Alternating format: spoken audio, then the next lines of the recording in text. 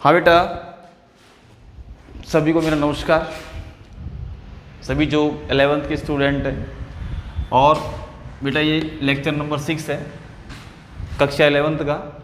और जो 11th के अंदर जो आप जानते हो बेटा, सब्जेक्ट आपकी मैंने आपको पहले ही बताया था, सब्जेक्ट है केमिस्ट्री। हम पहले पार्ट की बात कर रहे थे बेटा, और पहला टॉपिक था जो some basic concept of chemistry है। और इसके अंदर बेटा मैंने आप लोगों को पिछले वाले वीडियो में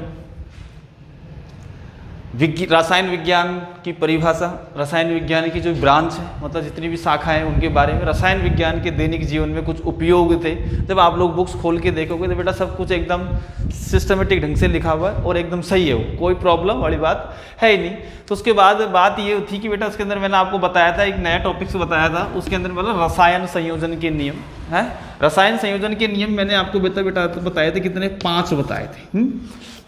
5 के अंदर आप लोगों ने पहला जो नियम पढ़ा था वो पढ़ा था बेटा द्रव्यमान संरक्षण का नियम। कौन सा नियम बेटा? द्रव्यमान संरक्षण का नियम।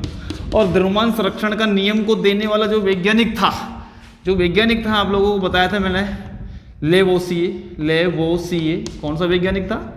लेवोसिए। ठीक है बेटा। और इसको आप लोगों ने बोला फादर ऑफ केमिस्ट्री, मतलब रसायन का पिता बोला था। ठीक है बेटा, और रसायन का पिता है। तो पहला तो आपका ये पहला है। दूसरे मैंने आपको बताया बेटा स्थिर अनुपात का नियम। किसका नाम है? स्थिर अनुपात का नियम। स्थिर अनुपात का नियम बताया था आपको बेटा मैंने। और इसको जो वैज्ञानिक देने वाला था मैंने जब बताया, जोसेफ प्राउस्ट। कौन था? जोसेफ प्राउस्ट ने दिया था इस नियम को। जोसेफ प्राउस्ट था देने वाला वैज्ञानिक। तीसरा नियम जो मैंने बताया था बेटा, वो बताया था आपको गुणित अनुपात का नियम। और इसको देने वाला जो वैज्ञानिक था जॉन डाल्टन, जिसमें आपने इसका नाम है जॉन डाल्टन। ठीक है। छोटी सी बात मैं वापस थोड़ा सा रिपीट करूंगा द्रव्यमान संरक्षण के नियम के बाद। तो द्रव्यमान संरक्षण का नियम क्या है? इसको लेवोसिए ने दिया था। लेवोसिए ने कब दिया था बेटा? इसको 1774 में दिया था, है। और लेवोसिए ने जब इस नियम को दिया तो इस नियम के अनुसार कि आप लोग, मैं आपको बताऊंगा। हाँ बेटा देखो बेटा, पहला द्रव्यमान संरक्षण का नियम मैंने कि बताया था आप लोगों को, द्रव्यमान को न तो बनाया जा सकता है ना ही नष्ट किया जा सकता है, इसे ही द्रव्यमान संरक्षण का नियम कहते हैं। पहली बात परिभाषा। दूसरी परिभाषा में, किसी भी रासायनिक अभिक्रिया में क्रिया कारक का जो द्रव्यमान है हमेशा उत्पाद के द्रव्यमान के बराबर होता है, इसे ही बोलोगे द्रव्यमान संरक्षण का नियम।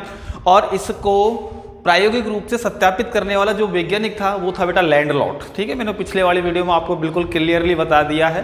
फिर भी कोई समस्या हो, ऐसी कोई समस्या आने वाली नहीं है। सीधा संरक्षण का मतलब किसी चीज को सुरक्षित रखना।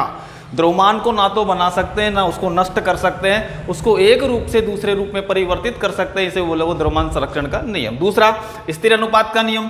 कहने का मतलब आपको मैंने ये बताया था कि कोई एक यौगिक या कोई तत्व की बात करो या यौगिक की बात करा, कोई भी यौगिक किसी भी स्रोत से प्राप्त कर लिया जाए, उसमें उपस्थित तत्वों का द्रव्यमान का जो अनुपात है वो हमेशा स्थिर रहता है। क्या रहता है बेटा? स्थिर रहता है। इसको बोलोगे द्रव्यमान संरक्षण का स्थिर अनुपात का नियम, जिसमें मैंने CO2 और CO का एग्जाम्पल लिया था बेटा, है ना। कार्बन का निश्चित फिर उसके बाद एक गुणित अनुपात का नियम था। इसमें अब बोला था मैंने आप लोगों को, एग्जाम्पल लिया था बेटा आप लोगों को नाइट्रोजन के ऑक्साइड, इसमें आपको बताया था मैंने लाफिंग गैस नाइट्रस ऑक्साइड के बारे में। फिर इसका N2O2 N2O4 ये बताया पिछले वीडियो को देखना। N2O3 और आपका N2O4 और N2O5, ये 5 बनाए थे। नाइट्रोजन का निश्चित भार के साथ ऑक्सीजन का अलग अलग द्रव्यमान ने क्या किया था बेटा? संयोग किया था। और ये अनुपात आया था 1:2:3:4:5। इसे ही बोलोगे आप लोग गुणित अनुपात का नियम। ठीक है बेटा, ये थी पिछले वीडियो की कुछ बातें थी, इसको मैंने आपको बताया। फिर उसके बाद रसायन संयोजन के नियम में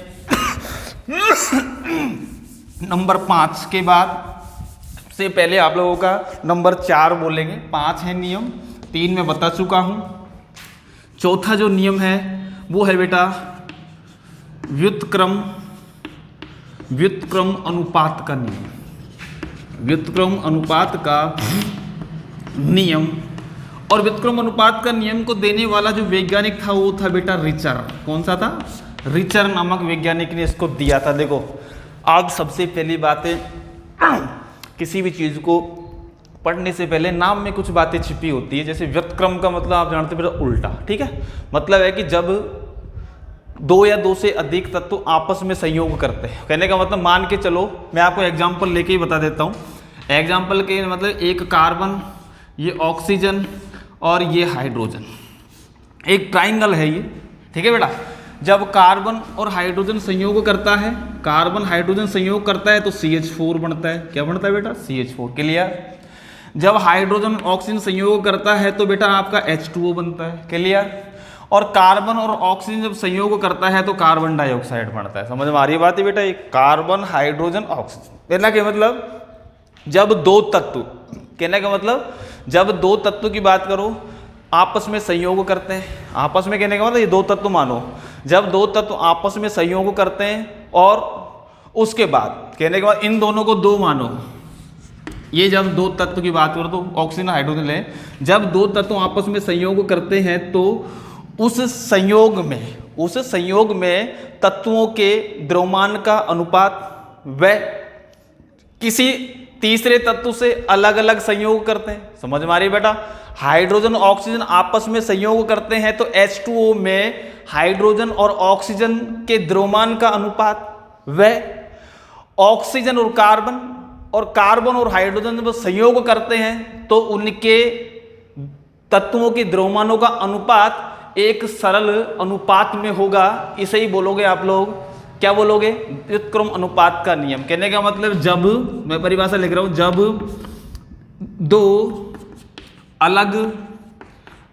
दो अलग अलग तत्व आपस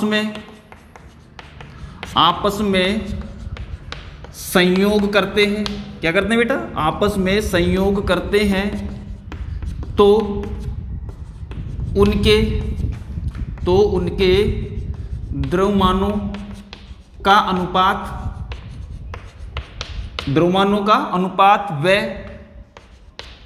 व दोनों अलग अलग किसी तीसरे तत्व से संयोग करते हैं तो उनके द्रव्यमानों का अनुपात एक सरल अनुपात होगा। इसे ही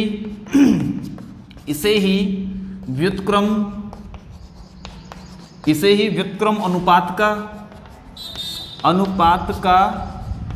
नियम कहते हैं। इसे ही व्युत्क्रम अनुपात का नियम कहते हैं। अब बात समझ लो बेटा, मैंने बोला जब दो तत्व आपस में संयोग करते हैं, जब दो अलग अलग तत्व, दोनों हाइड्रोजन, ये अलग अलग तत्व हैं, आपस में संयोग करते हैं तो उनके द्रव्यमानों का अनुपात, मतलब H2O में जो अनुपात है, H2O का अनुपात अपन जानते हैं, हाइड्रोजन का परमाणु भार होता है बेटा 1, और 2 की बात करो तो 2:16, ठीक है बेटा, या 1:8। ये क्लियर आ गया? क्लियर है ना? क्योंकि हाइड्रोजन के लिए तो 2 और ऑक्सीजन के लिए कितना होता है? 16, जो मैंने आपको पिछले परमाणु भार में बता दिया कि इसका ऑक्सीजन का परमाणु भार होता है 16 और हाइड्रोजन का होता है 1, तो 2 के हिसाब से क्या हो गया? 2। सरल करोगे तो इसको 1:8। जब दो अलग अलग तत्व आपस में संयोग करते हैं तो उनके द्रव्यमानों का अनुपात, ठीक है, दो अलग अलग द्रव्यमानों का अनुपात वह दो अलग अलग किसी तीसरे तत्व के साथ संयोग करते हैं तो उनके द्रव्यमानों का अनुपात एक सरल अनुपात में होगा। इसे ही व्युत्क्रम अनुपात का नियम कहते हैं। कहने का मतलब है ऑक्सीजन और हाइड्रोजन तीसरे तत्व कार्बन से संयोग कर रहे हैं, तो कार्बन ऑक्सीजन संयोग करता है तो CO2, और कार्बन हाइड्रोजन संयोग करता है तो बेटा क्या बनता है? कार्बन हाइड्रोजन संयोग करता है तो CH4 अर्थात मेथेन का निर्माण होता है। तो बेटा सामान्य सी बात मैं कुछ बताना चाहता हूँ, इस डेफिनेशन को तो आप लोग उतारोगे और समझ में आ गया होगा कि जब दो अलग अलग तत्व आपस में संयोग करते हैं तो उनके तत्वों के द्रव्यमानों का अनुपात दोनों अलग अलग तीसरे तत्व के साथ संयोग करते हैं तो उनके द्रव्यमानों का अनुपात एक सरल अनुपात में होगा। इसे ही गुणित अनुपात का इसे ही व्युत्क्रम अनुपात का नियम कहते हैं। अब मैं थोड़ा सा इसकी दो समीकरण भी बनाता हूं, इसके बाद बिल्कुल क्लियर हो जाएगा। मैं आपको बताता हूं, देखो बेटा, सबसे पहली बात है कि दोनों अलग अलग तत्व, नंबर वन है कि बेटा H व O आपस में संयोग करते हैं। क्या करते हैं बेटा? आपस में संयोग करते हैं तो उनके द्रव्यमानों का अनुपात है बेटा। अनुपात क्या होगा बेटा? भाई H बराबर तो होता है 1 और O बराबर होता है 16, तो 1 × 2 बराबर 2 बराबर क्या हो गया बेटा? 16 है। क्लियर? तो H2O में 2:16 या हम कह सकते हैं 1:8। तो इसको अपन कहते हैं समीकरण नंबर 1 बोल दिया बेटा, है ना, जब दोनों तत्व आपस में सहयोग करते हैं। ठीक है, अब यहां देखो CH4, C का होता है परमाणु भार कितना बेटा? C का परमाणु भार होता है बेटा 12 और H का होता है 1 और O का होता है बेटा 16, जो आप लोग जानते हैं। ठीक है, अब यहां देखो CH4 में नंबर 2 डाल के, CH4 में 12 ग्राम है बेटा, 12 ग्राम बोल दिया मैंने, वैसे बोल रहा हूँ 12 ग्राम CH4 में 12 ग्राम C मतलब कार्बन से 4 ग्राम H क्या करता है बेटा? संयोग करता है। कितना करता है? 4 ग्राम H संयोग करता है। तो 1 ग्राम कार्बन से करता है तो 1 ग्राम कार्बन से करेगा। ध्यान रखना बेटा, 1 ग्राम कार्बन से करवा रहे हैं तो अपन ये कह सकते हैं कि इसको क्या करेंगे बेटा? 1 का 4/12 क्या हो गया बेटा? बराबर हम कह सकते हैं 4/12 कर दिया बेटा, इसको है 4/12। अब ये तो पहली बात हो गई, ये दूसरी बात हो गई। तो बेटा मैं थोड़ा सा यहाँ पर ये संयोजन के नियम और ये वाला चीज़ मिटाता हूँ। मिटाने के बाद इस ट्राइंगल को मैं थोड़ा सा ऊपर बना रहा हूँ ना, ताकि आपको बिल्कुल क्लियरली दिखाई दे। तो ट्राइंगल बनाया, C लिया, ये O लिया, ये H लिया, तो यहाँ तो CH4 बना, ये दोनों आपस में क्रिया करते हैं तो H2O बना, और ये दोनों आपस में क्रिया करते हैं तो CO2 बना। ठीक है बेटा, सेकंड का फर्स्ट हो गया और सेकंड का सेकंड हो गया। अब देखो यहाँ पे क्या लिखा है बेटा? यहाँ पे अब CO2 देखो, यहाँ पर CH4 में हम कह सकते हैं CO2 में 12 ग्राम कार्बन से क्या बेटा? ऑक्सीजन कितनी हो गई? 16 दूआ 32 ऑक्सीजन से CO2 में 12 ग्राम कार्बन से 32 ग्राम O2 क्या करती है बेटा? O2 संयोग करती है। क्या करती है बेटा? संयोग करती है। तो 1 ग्राम कार्बन से संयोग करेगी, 1 ग्राम कार्बन से संयोग करेगी या करती है, करेगी लिख दो। तो क्या हो गया बेटा? आपको हो गया बेटा 32/12। ठीक है बेटा, तो यहां पर आप लोगों का ये तो एक समीकरण हो गई। अब यहां पर अपन देखते हैं CO2 और CH4 में। अब CO2 व CH4 में द्रव्यमान का जो अनुपात है वो निकालें। द्रव्यमान का अनुपात निकालेंगे, अनुपात निकालना है। तो अपन कहते हैं बेटा 4/12 और अपन ने कह दिया 32/12, या हम कह सकते हैं 4:32।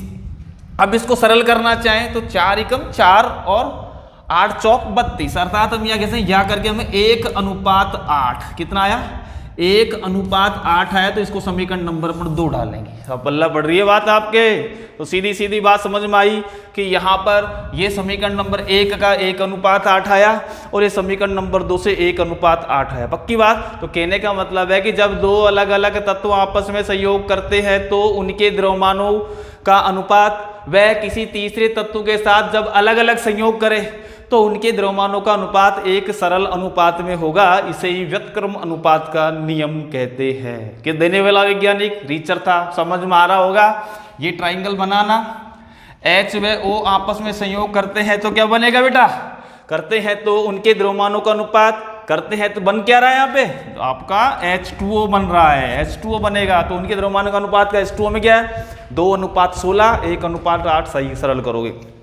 फिर CH4 में 12 ग्राम कार्बन से 4 ग्राम हाइड्रोजन संयोग करती है या करता है, जो भी लिख दो, तो 1 ग्राम कार्बन से संयोग करेगा 4/12 भाग, कितना हो गया बेटा 4/12 भाग करेगा।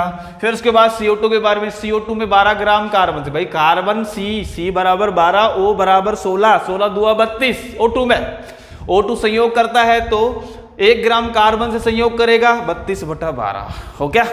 तो CO2 व CH4 में द्रव्यमान का अनुपात क्या होगा 4/12 अनुपात 32/12, या हम कह सकते हैं 4:32 या 1:8 या 1/8 अनुपात 1/8, ये सिस्टम होगा, इसे ही बोलोगे व्युत्क्रम अनुपात का नियम। एक तो ये है समीकरण नंबर से और एक दूसरी समीकरण से आपका ये आया, तो बेटा क्लियर है, इसमें कोई प्रॉब्लम आने वाली नहीं है। इसके लिए आप लोग इसको चीज़ को समझो कि आप लोग ये ट्राइंगल के हिसाब से इस नियम को आप लोग आसानी से क्या कर सकते हो बेटा, डिफाइन कर सकते हो, बता सकते हैं, ठीक है बेटा।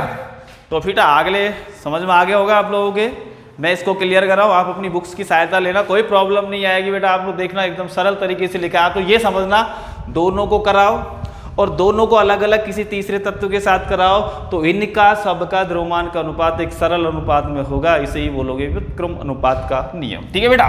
चलो अगले टॉपिक के बारे में बात करेंगे। अब इसके बाद मैं समझता हूँ आप लोगों को बेटा ये समझ में आया होगा, और समझने के लिए बस थोड़ा सा आप लोग ध्यान देना कि इसमें हो क्या रहा है, बस कुछ नहीं, व्युत्क्रम का उल्टा, कहने का मतलब O C के साथ H के साथ, तो C H और O तो संयोग कर रहा है, साथ में ये दोनों किसी तीसरे तत्व C के साथ संयोग कर रहे हैं, और संयोग करने पर जो अनुपात होगा उसको बोलोगे आप लोग बेटा कौन सा, व्युत्क्रम अनुपात का नियम बोलोगे, ठीक है बेटा।